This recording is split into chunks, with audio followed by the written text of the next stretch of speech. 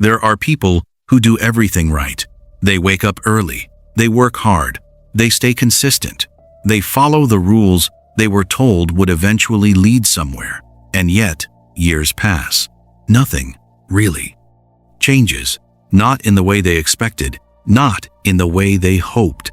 And if you've ever had that quiet moment where you sit alone and ask yourself, why does it feel like I'm moving, but not going anywhere? Then what you're about to hear might disturb you a little.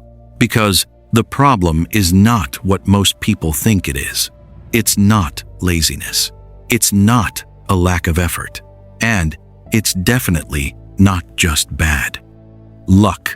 There is a pattern, a very specific pattern that keeps people working, but never advancing. And the most dangerous part? Most people are inside this pattern and don't even realize it. By the time we get to the middle of this video, you'll start to recognize it. But near the end, you'll see something deeper, something that explains why even intelligent, hardworking people stay stuck for years. Chapter 1. The Illusion of Hard Work. There was a man named David. Nothing extraordinary about him at first glance. He woke up at 6 a.m. every morning, got ready, commute, work, repeat, 5 days a week, sometimes 6. He wasn't lazy. In fact, if you asked anyone around him, they would tell you. David works harder than most people. And that was true. But here's what no one noticed. David had been doing the same thing for 8 years. Same routine, same effort, same mindset. And one evening, after returning home late, he sat quietly in his room. No music, no distractions, just silence. And for the first time in a long time, he allowed himself to think. Not about tomorrow, not about work, but about his life. And a question surfaced that he couldn't ignore. If I keep doing this, where does it actually lead? Not where he hoped it would lead, but where it was realistically going. That question is uncomfortable. Most people avoid it because answering it honestly means confronting something deeper. Now, this is where many people misunderstand hard work. They assume that effort alone creates progress, but history tells a different story. Let's go back to Thomas Edison. Most people know him for one thing, the light bulb, but what they don't fully understand is how he got there. Edison didn't just repeat the same attempt over and over again. He didn't wake up every day and blindly try the same method. No, each failure taught him something. Each attempt refined his approach. He wasn't just working hard, he was working intelligently within a feedback loop. Now, compare that to David. David's effort had no feedback loop, no evolution, just repetition. And repetition without awareness is not progress, it's maintenance. And that's where the illusion lies. Because when you're busy, you feel productive. When you're tired, you feel like you've done enough. But activity is not the same as advancement. This is the first pattern, the first quiet trap. And most people never question it because society reinforces it. Keep working, stay consistent, it will pay off. But here's the part no one says out loud.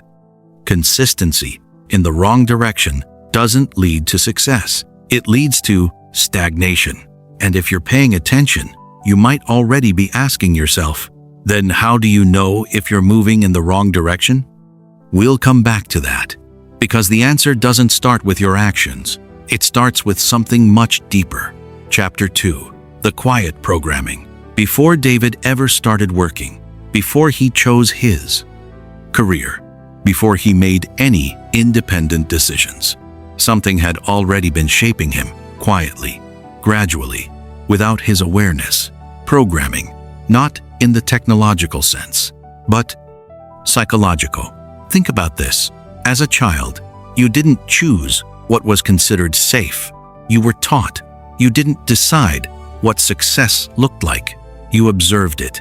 You didn't define what was risky. You inherited that definition. And over time, those ideas became your default thinking. Let's look at another figure in history. Henry Ford. Before he revolutionized transportation, the idea of cars being accessible to ordinary people was considered unrealistic, even absurd. The normal belief was simple. Cars are luxury items. Only the wealthy can afford them. Now imagine if Ford had accepted that belief, not questioned it, not challenged it, just accepted it as reality. He would have lived a completely different life. And more importantly, the world would look very different today. But here's what's fascinating. Ford didn't just build cars. He broke a mental framework, a limitation that existed in people's minds. And that's what most people never do. They don't question their assumptions. They don't analyze their beliefs. They simply operate within them. End quote. Let's go back to David. David believed that, unquote, unquote, stability is safer than risk. A steady paycheck equals security. Following the right path guarantees progress. And none of these are entirely false. That's what makes them dangerous. They are partially true, but incomplete. And incomplete truths can quietly limit your life. Now, here's the second pattern. People don't stay stuck because they're incapable. They stay stuck because their thinking never evolves. And if you're honest with yourself, you might notice something. Some of your decisions weren't entirely your own. They were influenced, conditioned, repeated, and accepted without question. So, the real question becomes, if your thinking was shaped before you were aware, how much of your life is actually being directed by it? We're not answering that yet, because there's another layer to this, a more subtle one, and it's where most people get trapped permanently. Chapter 3. The Comfort Trap.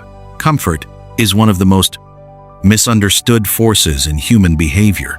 It feels harmless. It feels deserved. After all, why wouldn't you want to feel safe? Why wouldn't you want stability? Unquote. Program. Note. But comfort has a hidden mechanism. It doesn't stop you. It slows you down quietly. Let me paint a picture. Imagine two people. One lives in constant discomfort, challenges, uncertainty, pressure. The other lives in comfort, predictability, routine, stability. Now ask yourself, who is more likely to grow? At first glance, the answer seems obvious, but real life is more complicated because comfort doesn't feel like a problem. It feels like success. Let's talk about Nelson Mandela. Mandela spent 27 years in prison. That is not comfort. That is extreme adversity. And yet, he emerged with clarity, with purpose, with strength. Now, contrast that with someone who lives a comfortable life, but never challenges themselves, never questions their direction, never risks failure. Over time, that comfort becomes a boundary, an invisible limit. And here's where it becomes dangerous, because the longer you stay in comfort, the harder it becomes to leave it.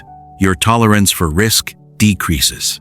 Your willingness to try new things fades. And eventually, you start avoiding anything that feels uncertain, not because it's wrong, but because it's uncomfortable. This is the third pattern.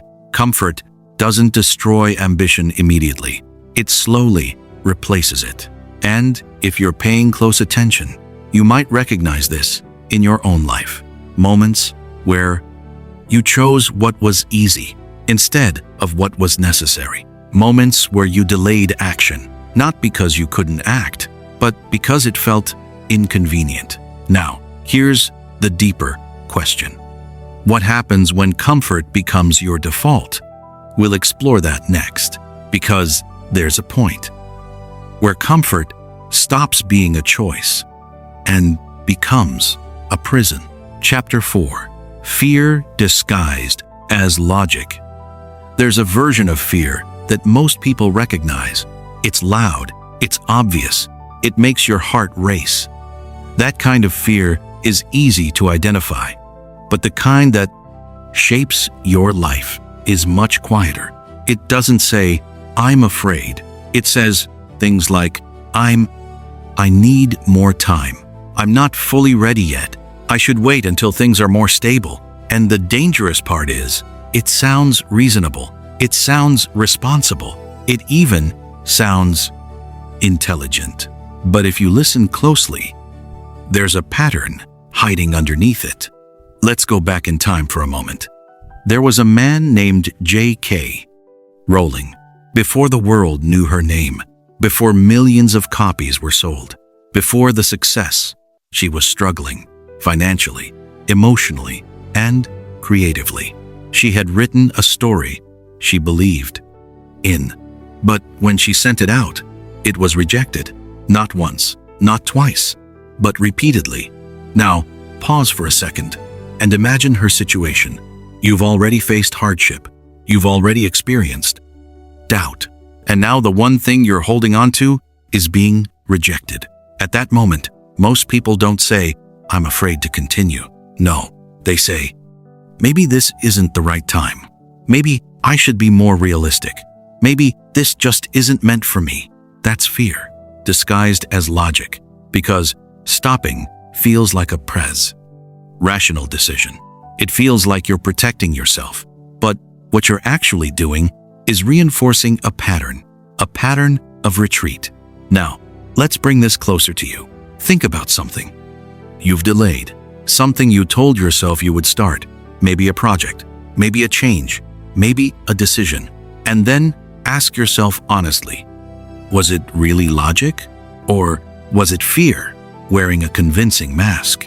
Because here's what most people don't realize. Fear doesn't stop you by force. It stops you by convincing you that stopping makes sense. And over time, that becomes your default behavior. You don't take risks, not because you can't, but because your mind has been trained to justify why you shouldn't. And the longer this continues, the more it shapes your identity. You start to see yourself as someone who plans but doesn't act, someone who thinks but doesn't execute, and eventually, you stop questioning it. Now, here's the part most people miss. Fear, end quote, doesn't go away. Not for anyone. Not even for the people you admire. The difference is, some people learn to recognize it, while others keep obeying it. And if you've been paying attention, you might be starting to notice something. A connection between this and the patterns we talked about earlier. But we're not done yet. Because fear alone isn't what keeps people stuck. There's something else. Something even more subtle. And it's where everything begins to slow down. Chapter 5. The pattern of delay. It doesn't start with failure. It starts with postponement. A quiet decision that feels insignificant in the moment. I'll do it later. Not a rejection, not a refusal, just a delay. And that's what makes it dangerous. Because delay feels harmless. It doesn't trigger alarm. It doesn't feel like you're doing something wrong. In fact, it often feels like you're being responsible. Let's look at a man whose story challenges this idea completely. Colonel Sanders. By the time most people are thinking about slowing down, he was just getting started. His recipe had been rejected over 1,000 times. Think about that. 1,000 rejections. Not silence. Not indifference. Active rejection. Now imagine the internal dialogue. This isn't working. This is too late. I've tried enough. Those thoughts would have been completely valid, completely logical, and yet he didn't stop. Now, contrast that with the average person today. They don't face 1,000 rejections, sometimes not even 10, but they stop anyway. Why? Because of delay. Not permanent quitting, just repeated postponement. I'll start tomorrow. I'll figure it out next week. I just need a little more time. And what day? You don't realize is this. Every time you delay, you make it easier to delay again and harder to act. Because action requires energy. It requires intention. But delay becomes automatic. Let's go back to David for a moment. Remember him? 8 years of consistency, but no real movement. Now imagine something small, a decision he postponed years ago. Maybe he wanted to learn something new, start something different, take a risk, but he didn't.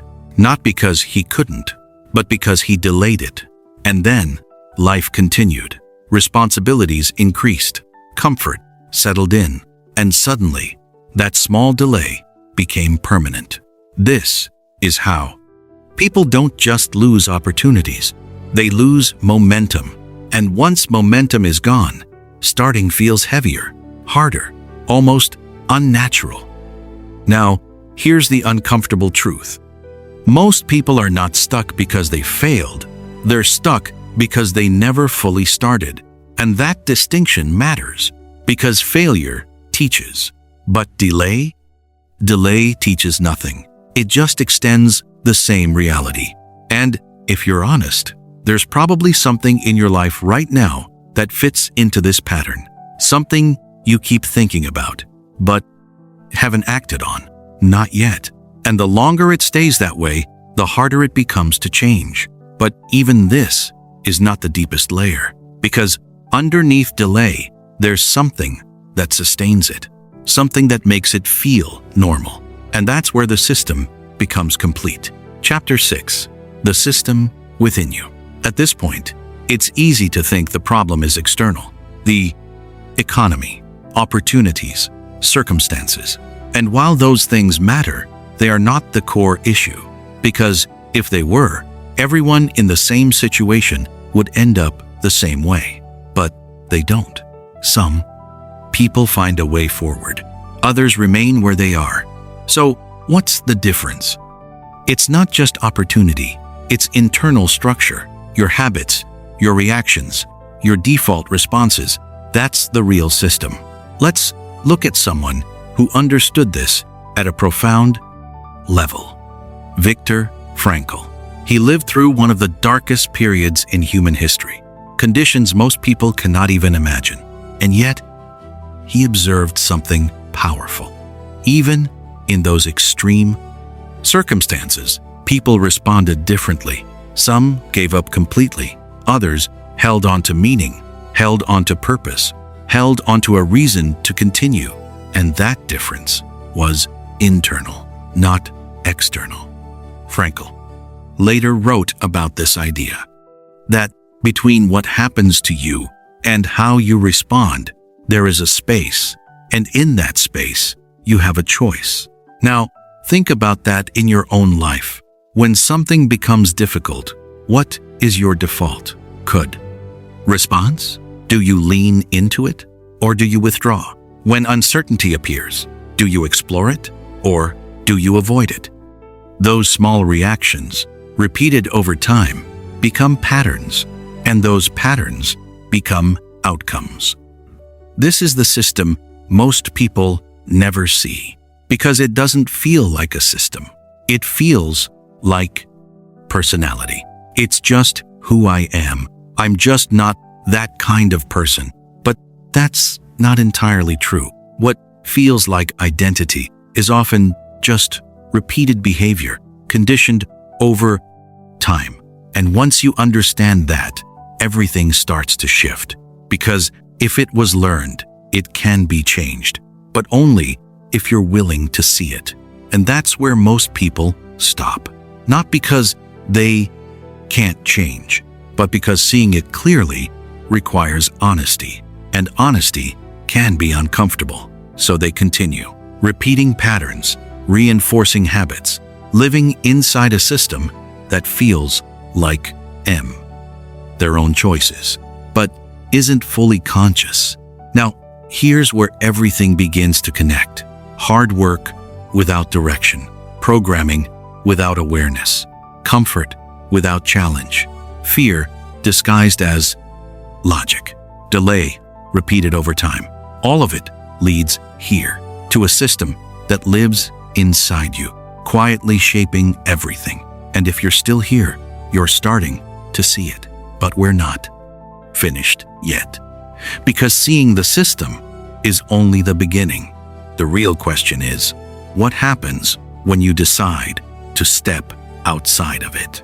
Chapter 7. Breaking the pattern.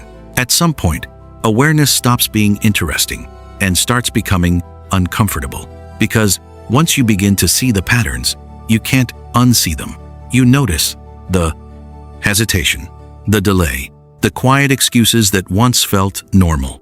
And something shifts, not dramatically, not all at once, but subtly. You begin to pause, not because someone told you to, but because something inside you no longer feels right, repeating the same cycle. Let's go back to David one last time.